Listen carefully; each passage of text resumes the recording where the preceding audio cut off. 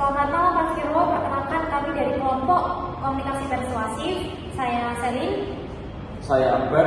Saya Putri. Saya Nadia.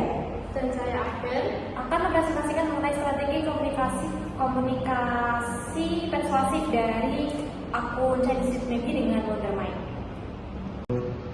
Hah? Gaji 15 juta buat?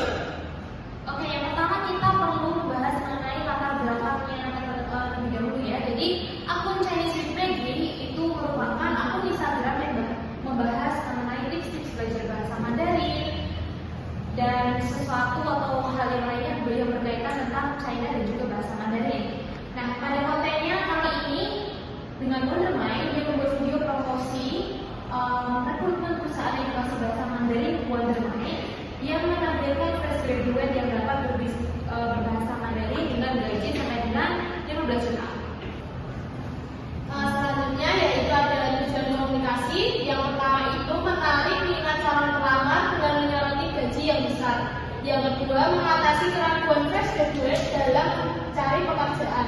Yang ketiga, menampilkan Wondermind sebagai tempat kerja yang ideal. Yang keempat, menciptakan kesan positif dari Wondermind. Baik, selanjutnya ada audiens sasaran. Yang pertama itu ada fresh graduate yang menguasai bahasa Mandarin. Yang kedua itu ada alumni perguruan tinggi dari Tiongkok atau Taiwan yang pernah menempuh.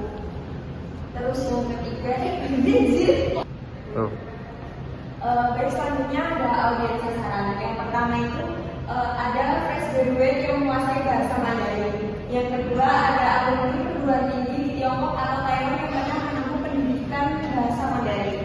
Yang ketiga ada individu yang tertarik dalam mengajar bahasa Mandarin. Dan yang terakhir ada calon pelamar yang tertarik pada karir jangka panjang. Ada media yang digunakan yaitu Instagram. Instagram digunakan akan menyediakan waktu yang optimal untuk menyampaikan konten persuasif secara visual, emosional, dan interaktif.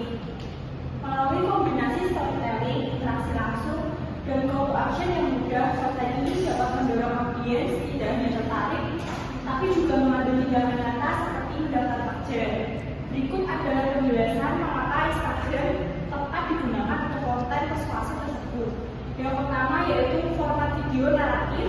Yang kedua, gaya bahasa yang ramah dan interaktif. Yang ketiga ada audiens Instagram cocok dengan target promosi. Yang keempat ada elemen visual memperkuat daya tarik. Dan yang terakhir yaitu call to action yang jelas dan mudah diakses. Selanjutnya ada isi dan daya tarik pesan. Yang pertama itu pesan yang disampaikan secara logis. Dari video tersebut, pesan yang disampaikan secara logis yaitu tanpa pengalaman kerja mudah untuk mendaftar di Wondermind dengan gaji yang kompetitif dan benefit tambahan yang menarik.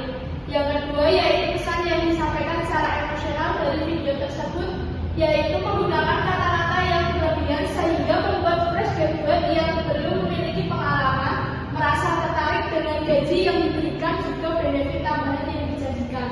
Menjelaskan juga tentang lingkungan yang menyenangkan sehingga membuat seseorang merasa penasaran dan tertarik. Kemudian teknik persuasi yang digunakan. Yang pertama, testimonial. Contohnya namaku Vivi. Aku lulusan Zhejiang University Guangzhou. Menurutku yang paling menarik itu waktu ngajar di kelas. Nah, si Vivi ini bisa meningkatkan kredibilitas dan kepercayaan kepada Wondermind. Yang kedua, repetition atau pengulangan. Penggunaan kata Lauser, Wondermind, dan apply diulang berkali-kali. Ini menekankan bahwa penggunaan kata tersebut biar audiens ingat terus. Yang ketiga, scarcity atau urgency. Segera apply karena kuota terbatas. Nah, ini menekankan pada ini sangat terbatas dan segera untuk apply. Yang keempat, appeal opportunity. Gaji 10-15 juta. Ada penyesuaian gaji setiap tahun. Setelah setahun dapat saham perusahaan. Nah, ini menekankan pada jika kamu apply di sini, ini yang akan kamu dapatkan setelahnya.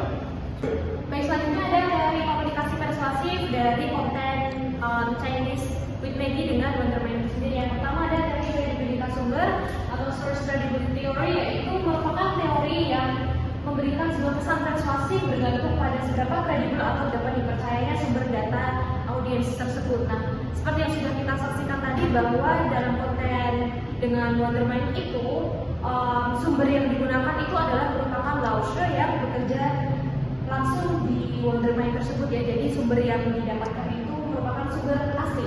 Dan yang kedua adalah kebutuhan atau need theory, yaitu merupakan manusia termotivasi untuk bertindak untuk memenuhi berbagai kebutuhan dari yang paling dasar hingga paling penting. Oleh karena itu dari Wondermind sendiri mereka bisa memberikan gaji untuk fresh graduate dari 10 sampai dengan hingga 15 juta.